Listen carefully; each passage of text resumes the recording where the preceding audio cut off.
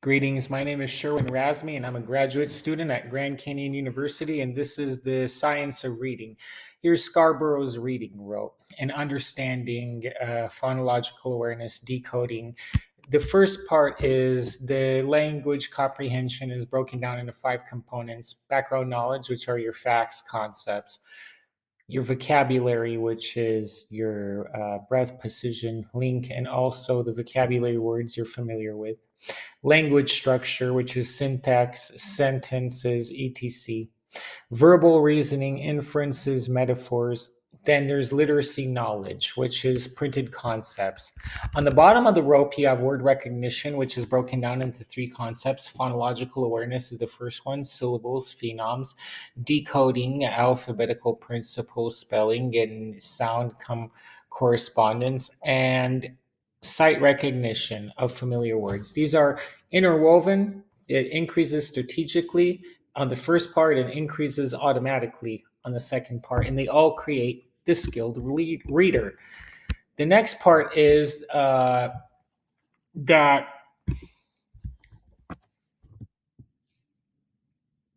how language comprehension and decoding helps supports the reader, and basically what this is saying is how phonological awareness, that is basically understanding that the c makes a k sound.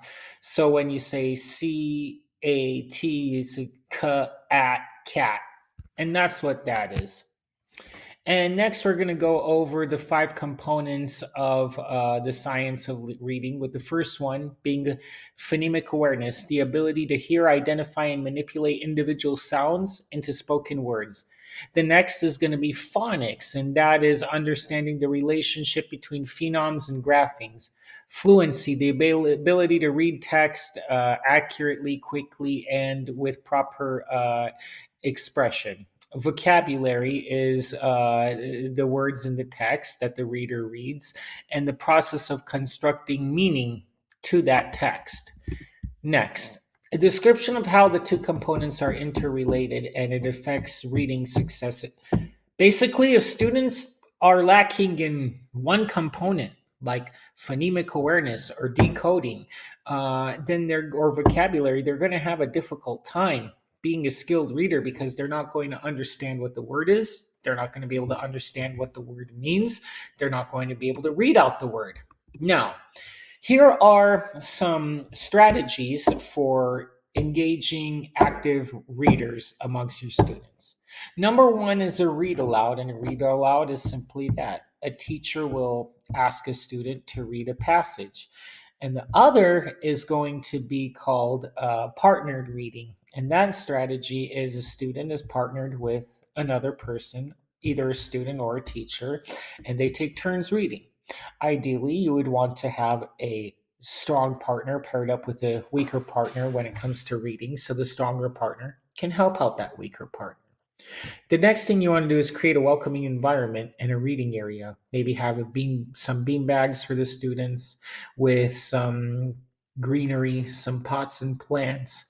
Maybe play some light classical music so that and then you also want to have a online library access. So you want to foster reading.